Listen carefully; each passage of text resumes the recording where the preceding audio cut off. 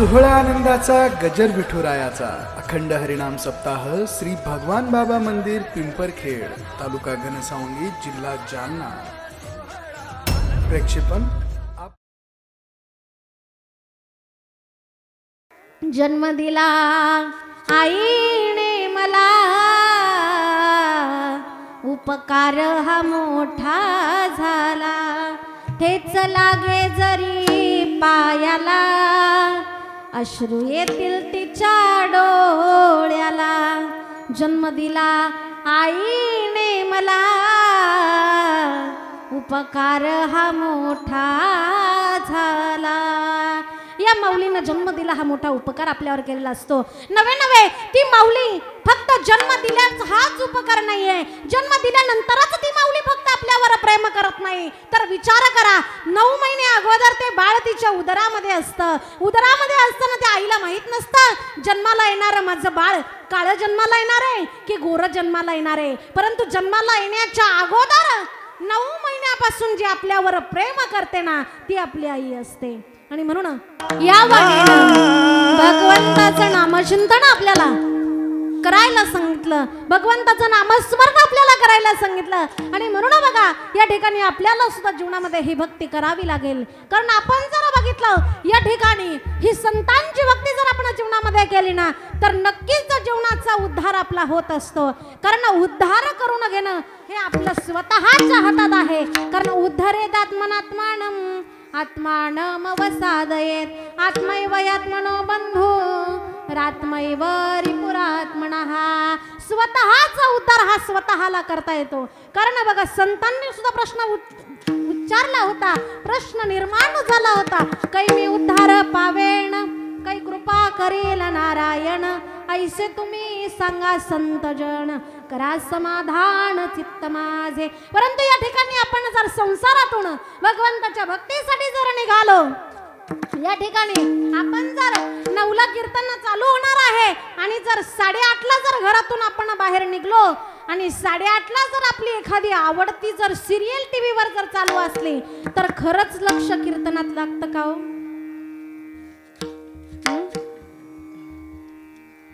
सांगा ना, झोपल्या का काय तुम्ही? या ठिकाणी भगवंताच्या भक्तीकडे आल्यानंतर हे जे विकार आहेत ना हे आपल्याला याकडे येऊ देत नाही, कारण भगवंताने हे विश्वच असं तयार केलं, ही जत्रा अशी भरवली, यामध्ये इतके आकर्षक खेळणी आहेत ना, इतके आकर्षक ही मनुष्याने भगवंताने विश्वरूपी जत्रा सजवली की याकडे हा मनुष्य प्राणी आकर्षितच होतो आणि भगवंताकडे जाण्याची बुद्धी त्याला लवकर होत नाही। आणि मग बघा नाथबाबांनी सुंदर उपमा दिली की हे जे विकार आहेत ना हे विकार काय करतात, या मनाला पोखर करण्याचं कार्य करतात। ओले मृत्तिकेचे मंदिर आत 6 जण उंदीर, गुंफा करिता ती पोखर याचा नका करू अंगीकार गा, वासुदेव करीतो फेरा तो अध्यापिकानी जसुरा, सावध होई वागवारा माझ्या भज तुषारंग धरागा। या ठिकाणी हे विकार आपल्याला भगवंताच्या नामाकडे येऊ देत नाही। आपण जर काकडा जर बघितला ना महाराज, अतिशय सुंदर साधना काकड्याची आहे, कारण आता यूट्यूबला चॅनलला शूटिंग चालू आहे, परंतु एक गोष्ट मला या ठिकाणी आवर्जून बोलावीशी वाटते की या ठिकाणी कीर्तनाची जी परंपरा संतांनी आपल्याला घालून दिलेली आहे ना, भक्ती ज्ञान विरहित गोष्टी इतरान कराव्या, प्रेम भरे वैराग्याच्या युक्ती विवराव्या, जेणेकरून मुंती अंतरी ठसावी श्री हरीची, ऐसी कीर्तन मर्यादा आहे संतांच्या घरची, ऐसी कीर्तन मर्यादा आहे संतांच्या घरची, जेणेकरून मूर्ती अंतरी ठसावी श्री हरीची, जेणेकरून मूर्ती अंतरी ठसावी श्री हरीची, ऐसी कीर्तन मर्यादा आहे संतांच्या घरची, ऐसी कीर्तन मर्यादा आहे संतांच्या घरची, ऐसी कीर्तन मर्यादा आहे संतांच्या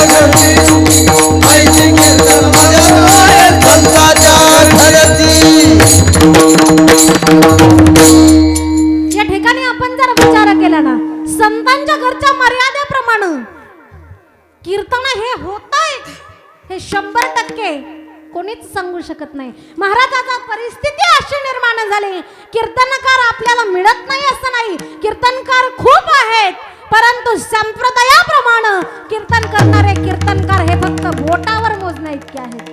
कारण आपण जर विचार केला ना, माझं तर असं म्हणणं आहे बघा, ज्या वेळेला कीर्तनकारांमध्ये स्पर्धा होते त्यावेळेला जे सर्व जेंट्स कीर्तनकार आहेत ना, त्यांच्यामध्ये वादविवाद होत असतात की कीर्तन कसं करावं, कीर्तन करू नये. परंतु माझंही म्हणणं असं आहे, आज जर महिलेला जर या क्षेत्रामध्ये प्राधान्य असेल ना, तर माझी इच्छा अशी आहे की तुम्ही या ठिकाणी प्रत्येक महिला कीर्तनकाराची आळंदीला तुम्ही परीक्षा घ्या. त्या ठिकाणी ज्ञानेश्वरीच्या ओव्या किती आहेत, ज्ञानेश्वरीचा अभ्यास किती आहे, गीतेचे अध्याय किती पाठ आहेत, संस्कृतची संस्था किती, संथा किती शुद्ध आहे, नवे नवे काकड्याची साधना आहे का, हरिपाठ पूर्ण पाठ आहे का, या सर्व गोष्टींची परीक्षा घ्या आणि मग कीर्तन करण्याचं सर्टिफिकेट द्या. खरंच महाराज 90% कीर्तनकार यातून वजा होतील. हे खोटं बोलत नाही, भगवान बाबांच्या समोर बोलते. म्हणून शास्त्र जे आहे बघा, शास्त्र जे आहे, संप्रदाय जो आहे, ग्रंथांचे विचार जे आहेत ना, ते आज कीर्तनामध्ये कोणीच सांगत नाही. आणि या ठिकाणी जर आपण मनोरंजन करायचं ठरवलं तर ते आपलं घरी टीव्हीवर बघता बघताही होत असतं. परंतु हे कशासाठी आहे, या सर्व मनोरंजनाच्या विश्वातून स्वतःच्या हितासाठी काहीतरी करण्याची जागा म्हणजे हा धर्म मंडप आहे. विठ्ठल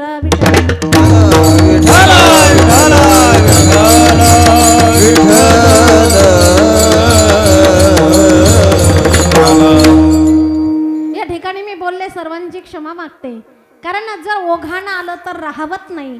परंतु या ठिकाणी हे सर्व नियम वारकरी संप्रदायांना घालणं खूप गरजेचं झालंय.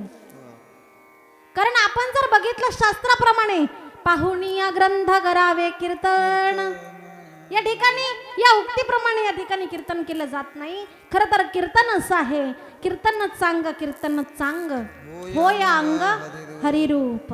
म्हणून या ठिकाणी अशा पद्धतीनं आपण संकीर्तन केलं पाहिजे. एकमेकांची चर्चा म्हणजे कीर्तन, परमार्थाबद्दल एकमेकांच्या विचारांचे देवाण घेवाण म्हणजे कीर्तन, नवे नवे या ठिकाणी साधू संतांच्या विचारांचं आचरण म्हणजे कीर्तन, नवे नवे परमात्म्याची मूर्ती या हृदयामध्ये ठसवणं म्हणजे कीर्तन, नवे नवे संसाराचं कार्य करत असताना सुद्धा भगवंताचं विसर न पडणं म्हणजे कीर्तन, नवे नवे या ठिकाणी सप्ताह चालू असतानाच नाही तर वर्षभर सुद्धा त्या भगवंताच्या नामाचा विसर न पडणं याचा अर्थ कीर्तन. असं कीर्तन प्रत्येकानं जीवनामध्ये ठसवा, नक्कीच जीवनाचं कल्याण होईल, भवसागर नक्कीच पार होईल, हे संतांचे उद्गार आहेत. आणि म्हणून या ठिकाणी आपण जर बघितलं तर संतांचे विचार आत्मसात आपण केले पाहिजे. कारण आपण जर बघितलं या ठिकाणी बाबा आणि भाऊ असे व्यक्तिमत्व आहेत, त्यांच्याविषयी बोलण्याचा माझा अधिकार नाही, परंतु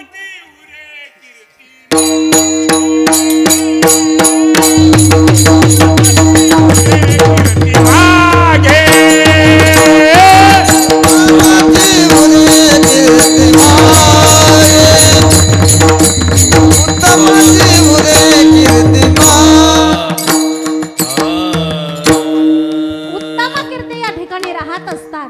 कारण बाबांनी प्रमाण सुंदर दिलं, तुका म्हणे एक मरणाची सरे उत्तमाची उरे कीर्ती मागे.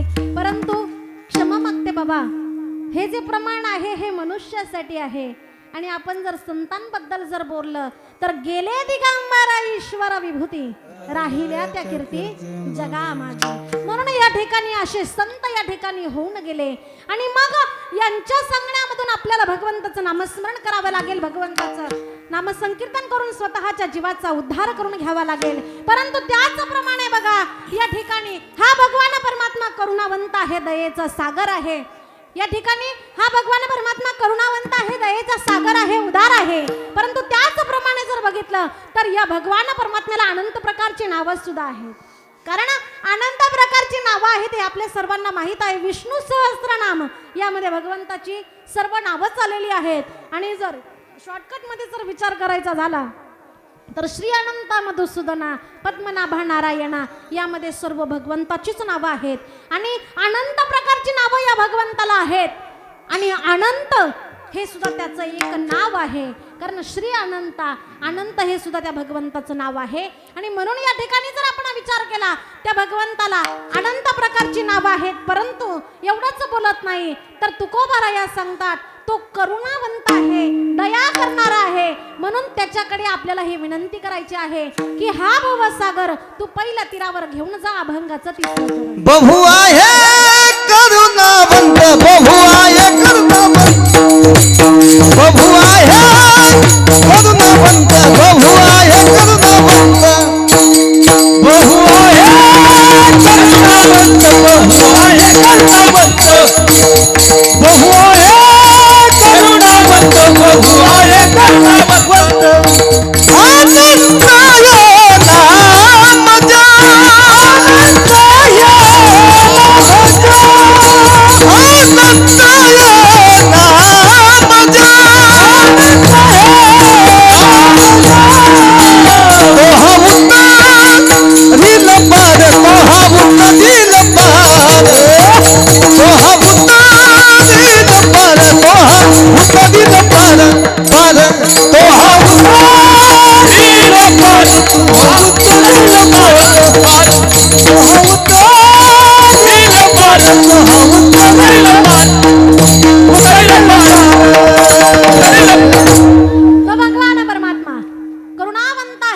आनंद सागर आहे आणि म्हणून तो भगवान परमात्मा काय करेल तर आपल्याला पहिल्या तीरावर घेऊन जाईल यामध्ये कुठल्याही प्रकारचा संशय नाही याती नास्त्यत्र संशय हा आणि म्हणून या ठिकाणी जर आपण विचार केला आपल्याला भगवंताचं नामस्मरण करावं लागेल भगवंताचं नामचिंतन करावं लागेल परंतु आपण जर विचार केला ना भगवंताची भक्ती करणं हे जेवढं संतांनी या ठिकाणी सांगितलं परंतु परमार्थ करत असताना भगवंताची भक्ती करत असताना आपल्या जीवनामध्ये माता पित्यांची सेवा सुद्धा आपण केली पाहिजे कारण या ठिकाणी आपण जर परमार्थ करत असू आपण जर भगवंताची भक्ती करत असू ना तर या ठिकाणी मायबापांची सेवा सुद्धा करावी लागेल कारण ज्या वेळेला या परमार्थाला माता आणि पित्यांच्या सेवेची जोड लागते ना त्याच वेळेला परमार्थ हा परिपूर्ण होत असतो आणि म्हणून आई आणि वडिलांची सेवा करणं हे आपलं आद्य कर्तव्य आहे कारण आपण जर विचार केला आईजवळ मायेचं सागर असतो आईजवळ किती माया असते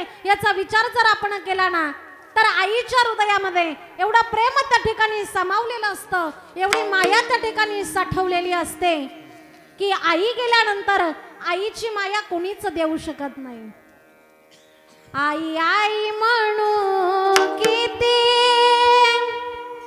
तोंड माझं हुंबरत ज्याला नाही आई त्याला कसं करमत आईच्या बिगर माया कोणाला सुचना पावसा बिगर रान हिरव दिसना त्या ठिकाणी आता आमच्या जुन्या ज्या माऊल्या असतील ना त्यांनी सुवर लावायला सुरुवात केली असेल कारण कसं हे जुनं जे आहे ना हे सोनं आहे बरं का आणि म्हणून या ठिकाणी आई गेल्यानंतर आईचं प्रेम कोणीच देऊ शकत नाही कारण आई ती आई असते आई गेल्यानंतर आपण म्हणतो बाळा रडू नको मी तुझ्या आई सारखी आहे आई सारखी ज्या वेळेला म्हटलं व्याकरणामध्ये ज्या वेळेला काहीतरी प्रत्यय लागला जातो ना त्यावेळेला तो शब्द पूर्वीसारखा राहत नाही त्या ठिकाणी कोणती तरी गाठ तयार होत असते आणि म्हणून आई सारखं म्हटलं त्याच वेळेला आई संपली कारण आई ही फक्त आई असते आई सारखी आई ही कधीच नसते कारण आई ही फक्त आईच होऊ शकते आणि आई सारखं दुसरं कोणीही जीवनामध्ये नसतं म्हणून या आईच्या प्रेमाचं वर्णन सुंदर प्रकारे एका कवयित्रीनं केलेलं आहे की ही आई जर जीवनामध्ये असेल ना तर दुसरी कशाचीही गरज आपल्याला जीवनामध्ये राहत नाही कारण आपण म्हटलंय स्वामी तिणी जगाचा आई विना भिकारी आणि आई वडिलांना सांभाळलं पाहिजे कारण या ठिकाणी तीन मातांचे उपकार आपण कधीच विसरले नाही पाहिजे त्यामध्ये जर कोण असेल तर ते पहिली आहे ती आपली जन्मदाती माता दुसरी आहे ती असेल ही धरणी माता आणि तिसरी आहे ती म्हणजे गोमाता. प्रकार तुम्ही कधीही विसरू नका. कारण या ठिकाणी बघा सुंदर अशी कविता त्या ठिकाणी पूर्वीच्या काळी होती बघा. गे माय भू तुझे मी फेडीण पांग सारे आणि नारतीला हे चंद्र सूर्य तारे. या ठिकाणी या माईचे उपकार हे फिटत नसतात. म्हणून आईची माया आपल्याला कोणीच देऊ शकत नाही. कारण जन्म दिला आईने मला, उपकार हा मोठा झाला. ठेच लागे जरी पायाला, अश्रू येतील तिच्या डोळ्याला. जन्म दिला आईने मला, उपकार हा मोठा झाला. या माऊलीनं जन्म दिला हा मोठा उपकार आपल्यावर केलेला असतो. नवे ती माऊली फक्त जन्म दिल्याच हाच उपकार नाहीये. जन्म दिल्यानंतरच ती माऊली फक्त आपल्यावर प्रेम करत नाही. तर विचार करा 9 महिने अगोदर ते बाळ तिच्या उदरामध्ये असतं. उदरामध्ये असताना त्या आईला माहित नसतं जन्माला येणारं माझं बाळ काळं जन्माला येणार आहे की गोरं जन्माला येणार आहे. परंतु जन्माला येण्याच्या अगोदर 9 महिन्यापासून जी आपल्यावर प्रेम करते ना ती आपली आई असते. आणि म्हणून आईची माया आपल्याला कोणीच देऊ शकत नाही. आई गेल्यानंतर आई कोणी होऊ शकत नाही. आणि म्हणून म्हटलेलं आहे बघा, आई आई म्हणू आई साखर फुटणा, गोड तुझे बोल मला उठूशी वाटणा. त्या ठिकाणी आईचे उद्गार इतके गोड असतात बघा. आई कितीही म्हातारी झाली, बाजीवर पडली, काठी टेकून टेकून जरी चालत असेल, मुलगी जर माहेरी आले ना मुलीची पिशवी स्वतःच्या हाताने भरायला उठते आई. सुनेवर मुलीचा विश्वास, आईचा विश्वास सुनेवर नसतो. त्या ठिकाणी लेकीची पिशवी भरायची ना आई स्वतः बाजेवरून उठते. त्या ठिकाणी काठी टेकवत टेकवत जाते आणि 4 जांभळं असतील, 4 बोरं असतील, ती 4 जांभळं बोरं आपल्या लेकीच्या पिशवीमध्ये टाकून देत असते. परंतु आई जर निघून गेली ना तर माहेरी पिशवी आणली तर ती पिशवीमध्ये काही येईलच याची अपेक्षा मुलीने करायची नसते. कारण आई गेल्यानंतर संपूर्ण मायेचा समुद्र आटला जातो. त्या ठिकाणी तिची माया आपल्याला कोणीच देऊ शकत नाही. म्हणून आई ती आई असते. आणि आपल्या जीवनामध्ये माता पित्यांची सेवा करणं हे आपलं कर्तव्य आहे. आणि त्याचप्रमाणे आपण जर बघितलं ना या ठिकाणी आई प्रत्येकानं होत असताना मुलांवर संस्कार कसे केले पाहिजे तर याचा विचार आपण जर केला ना तर या ठिकाणी बघा हिंदवी स्वराज्याचं तोरण बांधणारे छत्रपती शिवाजी महाराज यांना वयाच्या लहानपणी स्वराज्याचं तोरण बांधण्याचं संस्कार देणारी जी जिजाऊ माता आहे ना अशी आई झाली पाहिजे. कारण या ठिकाणी आपण जर बघितलं छत्रपती शिवरायांनी स्वराज्य बांधलं, छत्रपती शिवरायांनी स्वराज्य बांधलं, छत्रपती शिवरायांनी या ठिकाणी स्वराज्याचं तोरण निर्माण केलं. परंतु छत्रपती शिवराय जेवढे धन्य आहेत ना त्या छत्रपती शिवरायांपेक्षा सुद्धा आमची जिजाऊ माता धन्य आहे. आणि म्हणून जर आपण बघितलं असेल तर त्या जिजाऊला मानाचा मुजरा आहे. धन्य धन्य थोराई,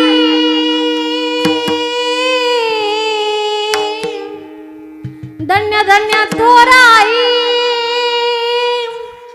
शिवरायांची जिजाई. आज पूजितो महाराष्ट्र सारा, मुजरा मानाचा मानाचा जिजाईला, मुजरा मानाचा मानाचा जिजाईला, मुजरा मानाचा मानाचा जिजाईला, मानाचा जिजाईला, मुजरा मानाचा मानाचा जिजाईला.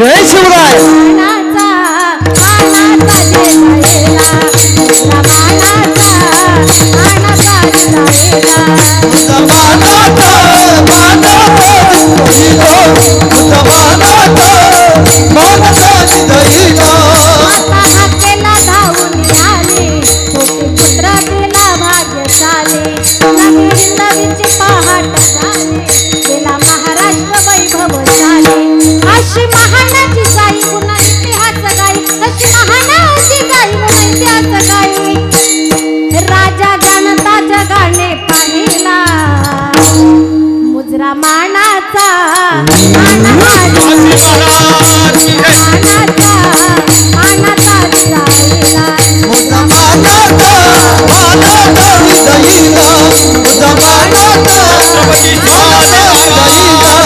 जमानाचा मानाचा जिजाईला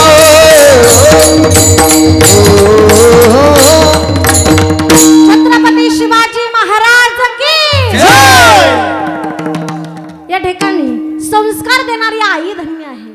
एवढंच नाही तर बघा शिवरायांना संस्कार देणारी जिजाऊ धन्य आहे ना. आणि या ठिकाणी जर आपण विचार केला तर संस्कार देणारी माता ही कशी धन्य आहे. आपण जर विचार केला ना एवढा भव्य दिव्य अखंड हरिनाम सप्ताह या ठिकाणी आपण संपन्न करतोय परंतु हे जर कुणामुळे असेल ना तर आपले जे जवान सीमेवर डोळ्यात तेल घालून आपल्या देशाचं रक्षण करतात ना त्या सैनिकांमुळे या ठिकाणी आपला हा आनंद आहे. आपण जर विचार केला ती माऊली धन्य कशी आहे तर तो वीर जवान त्या ठिकाणी देशाचं संरक्षण करतो परंतु 9 महिने ज्या माऊलीने त्याला उदरात सांभाळलं आणि माऊलीने उदरात सांभाळून देश सेवेसाठी आपल्या पोटचं लेकरू तिला पाठवायचं असतं आणि पाठवत असताना तिला हे माहित असतं की माझं लेकरू त्या ठिकाणी गेल्यानंतर परत घरी येईलच याची शाश्वतीही नसते आणि त्या ठिकाणी कधी माझ्या लेकराच्या छातीत गोळी लागेल आणि माझं लेकरू या भारत मातेमध्ये समर्पण स्वतःच्या जीवाचं करील हे सांगता येत नसतं तरी सुद्धा कठीण मनानं ती माऊली आपल्या लेकराला देशाच्या संरक्षणासाठी पाठवते ना ती माऊली धन्य आहे. त्या माऊलीला धन्यता आहे कारण मुलगा देशाचं रक्षण करतो यामध्ये विशेष आहे परंतु त्या देशाचं रक्षण करण्यासाठी आपल्या पंचतत्वाच्या लेकराला जी माऊली जीवावर उदार होऊन पाठवण्यासाठी तयार होते ना ती माऊली त्या वीर सैनिकापेक्षाही धन्य आहे. म्हणून त्या माऊलीला सुद्धा धन्यवाद आहे.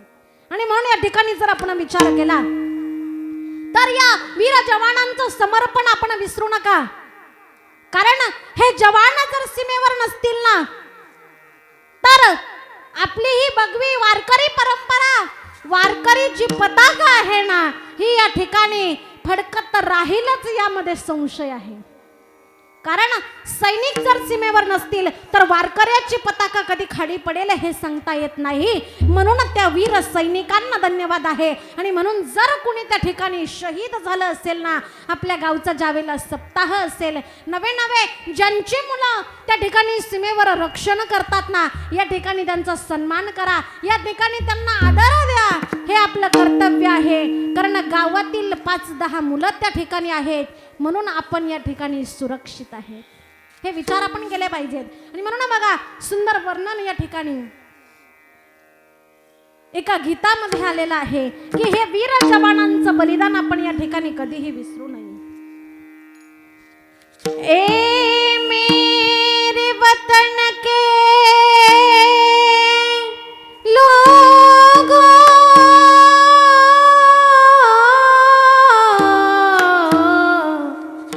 तुम खूब लगा लो नारा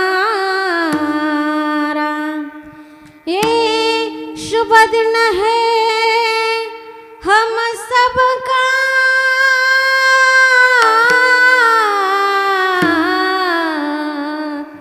लहरा लो तिरंगा प्यारा पर मत भूलो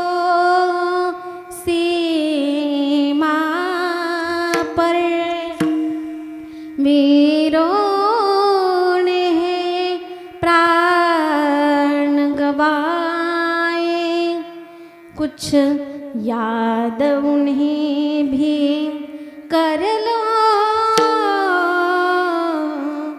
कुछ याद उन्हें भी कर लो, जो लौट के घर ना आए, जो लौट के घर ना आए। ए मेरे वतन के लोगों, जरा आँख में भर लो पानी, जो शहीद हुए हैं उनकी जरा याद करो कुर्बानी। यांचं बलिदान सुद्धा आपण विसरलं नाही पाहिजे, यांचं बलिदान आपण स्मरणात ठेवलं पाहिजे। तेव्हा हे सप्ताह भगवंताचं नामचिंतन या ठिकाणी संपन्न होईल। आणि मी तर या ठिकाणी म्हणते की बघा, परमपूज्य ऐश्वर्य संपन्न संत भगवान बाबांच्या कृपेचा हस्त, भाऊंच्या कृपेचा हस्त ज्यांच्या शिरावर होताना, असं आपलं सर्वांचं लाडकं दैवत लोकनेते माननीय श्री मुंढे साहेब हे आपल्यातून निघून गेले। आणि खऱ्या अर्थानं सर्व शेतकरी गोरगरीब मजुरांचा नेता त्या ठिकाणी हरवला। कारण समाज गुण गाईल यामध्ये काही नाविन्य नाही, परंतु प्रत्येक समाजाचा माणूस त्या ठिकाणी साहेबांचं गुण गातो। कारण साहेब समाजासाठी लढत नव्हते, तर प्रत्येक माणसासाठी लढत होते आणि माणसाच्या कष्टाला यश देण्यासाठी साहेब त्या ठिकाणी लढत होते। आणि म्हणून या ठिकाणी साहेब आपल्यातून निघून गेले। तुम्ही म्हणाल का हो ताई, तुम्ही सांगितलं कीर्तन मर्यादा आहे, परंतु या ठिकाणी मला सांगितलं की मुंढे साहेबांचं तुम्ही एक गीत या ठिकाणी सादर करा, अशी विनंती सर्वांकडून आली होती। आणि म्हणून या ठिकाणी 2 मिनिटाचं एक गीत मी या ठिकाणी सादर करणार आहे। कारण आपण जर या ठिकाणी महत्व असं होतं की माणसातील देव माणूस ते होते, आणि म्हणून असे देव माणूस आपल्यातून निघून गेल्यानंतर या ठिकाणी सर्व शेतकरी, गोरगरीब, मजूर, ऊस तोड कामगार या सर्वांचा वाली या ठिकाणी निघून गेला। आणि म्हणून ही सर्व जनता जी आहे ना, ही जनता सर्व या ठिकाणी पोरकी झाली। आपण जर विचार केला ना, महाराष्ट्राची जनता ही साहेबांविना अनाथ झाली, महाराष्ट्राची जनता ही नाथाविना अनाथ झाली। मुंडे साहेब होते माय गोरगरिबांचे वाले, मुंडे साहेब होते माय गोरगरिबांचे वाले।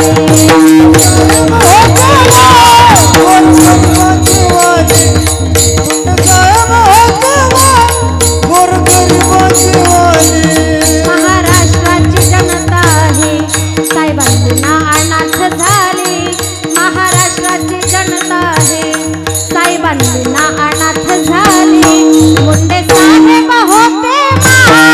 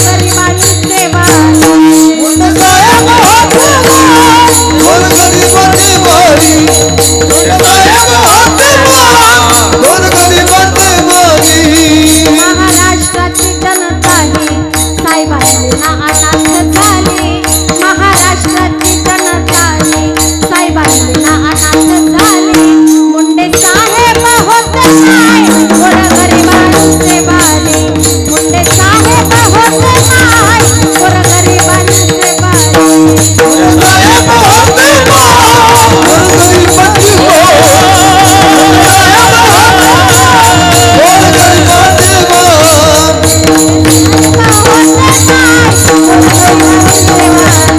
मुंडे साहेब होते नाही गोरगरिबांचे वाली होती गरिबीची जाण होता देवासारखा मान होती गरिबीची जाण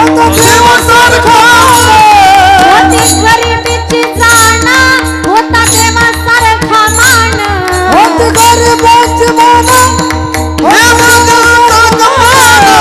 साईबांच्या मनी निरंतर होता जय भगवान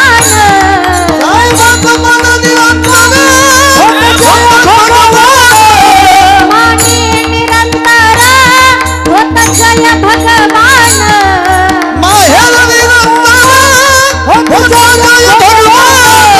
भाऊ आणि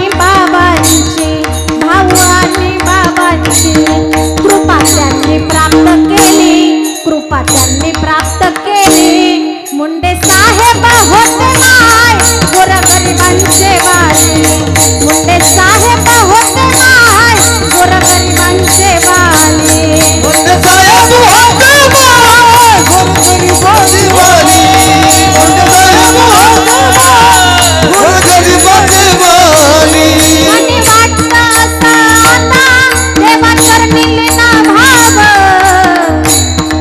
आणि वाटतं असं आता देवा करमिले ना भाव माझ्या मुंडे साहेबांनी आता पुन्हा जन्मायाव माझ्या मुंडे साहेबांनी आता पुन्हा जन्मायाव शेतकरी मजुराची आता दशा कशी झाली शेतकरी मजुराची आता दशा कशी झाली मुंडे साहेब होते नाही गोरगरिबांचे वाली मुंडे साहेब होते नाही गोरगरिबांचे वाली मुंडे साहेब होते गोरगरिबांची वाली मुंडे साहेब होते महाराष्ट्राची जनता ही साहेबांची ना अनाथ झाली महाराष्ट्राची जनता ही नाथाविना अनाथ झाली मुंडे साहेब होते नाही गोरगरिबांचे वाली मुंडे साहेब होते नाही गोरगरिबांचे वाली मुंडे साहेब होते गोरगरिबांची वाली मुंडे साहेब होते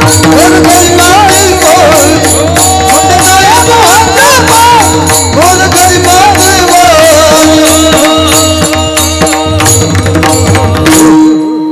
आणि म्हणून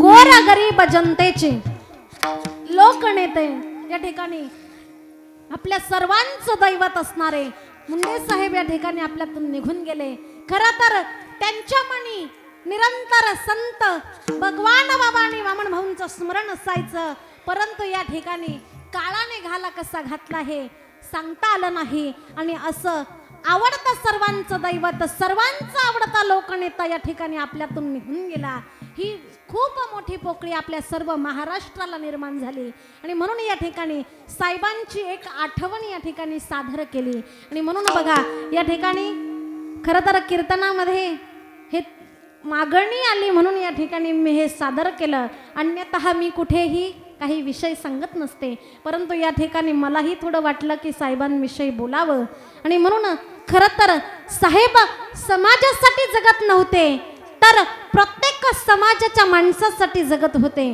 तो माणूस कोणत्या समाजाचा आहे याचा विचार साहेबांनी कधीच केला नाही परंतु शेतकरी असेल गोरगरीब असेल ना त्याला जर अडचण आली असेल काही त्या ठिकाणी संकट त्याच्यावर आले असेल ना तर साहेब कुठल्याही परिस्थितीमध्ये त्या ठिकाणी धावून आले असं नेतृत्व त्या ठिकाणी साहेबांचं होतं, म्हणून या ठिकाणी आपण सर्वांनी या गीतामधून त्यांना श्रद्धांजली या ठिकाणी अर्पण केली असं म्हटलं तरी चालेल.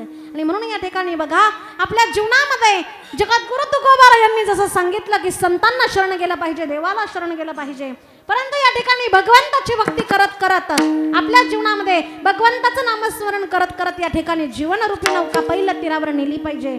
आणि म्हणून जगद्गुरु तुकोबा या सांगतात की या ठिकाणी मी जे सांगितलं ते माझ्या अनुभवाचं आहे, मी जे सांगितलं ते माझ्या विश्वासाचं आहे.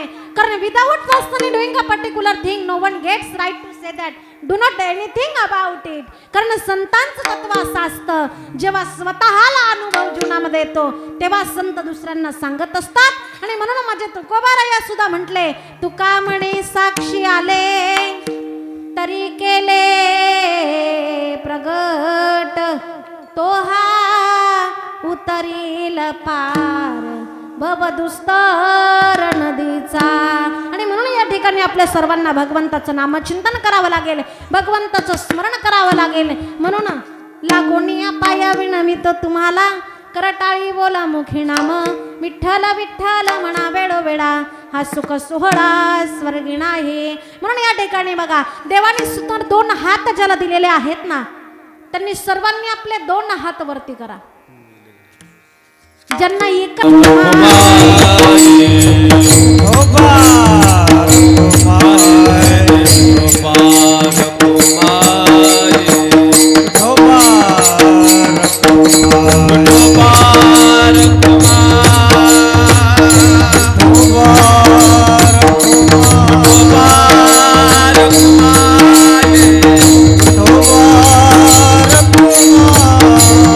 चंद्रांच्या पदस्पर्शानं पावन झालेली ही भूमी आहे. संत निवृत्ती दादांच्या पदस्पर्शानं पावन झालेली ही भूमी आमची आहे. आणि म्हणून या ठिकाणी सर्वांनी 2 मिनिटं सुंदर प्रकारे या ठिकाणी नामचिंतन करायचं आहे आणि टाळी वाजवायची आहे. सर्वांनी सुंदर प्रकारे नामचिंतन करा. श्रीराम जय राम जय जय राम, श्रीराम जय राम जय जय राम. हात वर करा सर्वांनी, श्रीराम. सर्वांनी म्हणा, टाळी वाजवू, टाळी वाजवा, टाळी. सर्वांनी हात वर करा. श्रीराम जय राम जय जय राम, श्रीराम जय राम जय श्रीराम. श्रीराम जय राम श्रीराम जय राम जय जय राम.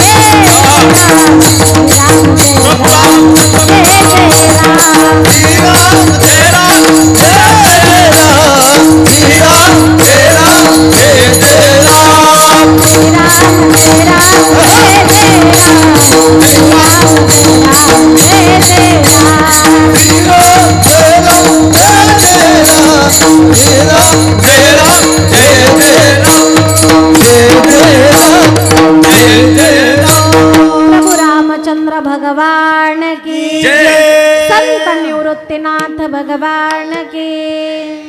या ठिकाणी सुंदर प्रकारे सर्वांनी भजन केलं, सर्वांना धन्यवाद देते. आणि या ठिकाणी माझी झालेली गोष्ट महत्वाची सांगायची राहून गेली. खरं तर वेळ आपला झालेला आहे, परंतु सर्वांची क्षमा मागून एक गोष्ट सांगते की मुलीला जन्माला येऊ द्या, मुलगी जन्माला का येऊ द्या. कारण या ठिकाणी आपण म्हणतो मुंडे साहेब आपल्यातून निघून गेले, आपल्याला खूप दुःख होतं, परंतु साहेबांना 3 मुली होत्या याचं दुःख साहेबांना कधीच नव्हतं आणि मुलगा नाही याचं सुद्धा दुःख साहेबांना कधीच नव्हतं. म्हणून आपण सुद्धा लक्षात ठेवा, मुलगी ही कुठे कमी नाहीये आणि म्हणून या ठिकाणी प्रत्येकानं विचार केला पाहिजे.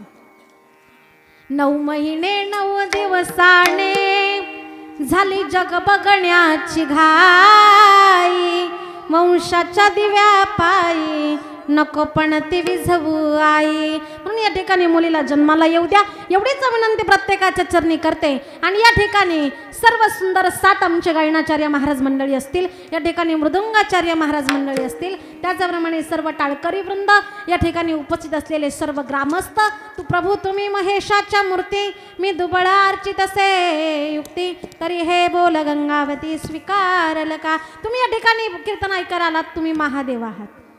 कोण आहात? उठू नका, उठू नका. तुम्ही कोण आहात? या ठिकाणी महादेव आहात. आणि ज्या ठिकाणी जे घरी बसून कीर्तन ऐकतायत ते कोण आहेत? देव आहेत. देव ज्यांना कुठंतरी आवाज जातो ते कोण आहेत?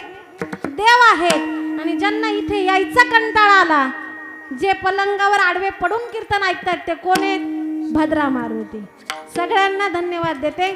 आणि झालेली सेवा परमपूज्य ऐश्वर्य संपन्न संत भगवान बाबा भाऊंच्या चरणी अर्पण करते. आणि या ठिकाणी ज्यांची मला सुंदर साथ आहे ते माझे पती रामायणाचार्य हरिभक्त परायण किरण महाराज सानप, हे सुद्धा या ठिकाणी उपस्थित आहेत. त्यांना या ठिकाणी मी धन्यवाद देते, कारण त्यांची सुंदर साथ आहे म्हणून परमार्थ चालू आहे. जर त्यांचं नाव घेतलं नाही, पुढच्या वर्षी तुम्ही जर मला बोलवलं तर मला काही गाडी चालवता येते, पण दिवसा चालवता येते, रात्रीची चालवता येत नाही. तुम्ही म्हणाल मग ताईला काय रात आंधळ आहे का? तसं काही नाही बरं का, पण मला गाडी चालवता येत नाही म्हणून त्यांनाही धन्यवाद देते. या ठिकाणी आमचे नागरे भाऊ शिरसाट भाऊ यांनी मला बोलवलं, त्यांना या ठिकाणी धन्यवाद देते. सर्वांनी या ठिकाणी सर्वांची क्षमा मागते, कारण थोडा वेळ जास्त झालेला आहे. परंतु या ठिकाणी आपल्या चालीमध्ये खूप वेळ गेलेला होता, माझाही काही दोष नाही आहे, म्हणून थोडंसं मला जास्त बोलायचं राहून गेलं. या ठिकाणी मुंडे साहेबांचं गीत गाही सुद्धा अपेक्षा होती. सगळं पूर्ण करायचं म्हटल्यानंतर महाराज 2 तास पुरत नाही. खरं कीर्तन 2 तासात होत नाही, परंतु प्रमाणामध्ये सर्व काही असावे. सर्वांची क्षमा मागते, म्हणून या ठिकाणी सर्वांना धन्यवाद देते. आणि झालेली सेवा भगवान पांडुरंग परमात्म्याच्या चरणी अर्पण करून सेवेला याच ठिकाणी पूर्णविराम देऊ. ज्ञानेश्वरा सोहळा आनंदाचा गजर विठुरायाचा अखंड हरिनाम सप्ताह श्री भगवान बाबा मंदिर पिंपरखेड, तालुका घनसावंगी, जिल्हा जालना. प्रेक्षेपण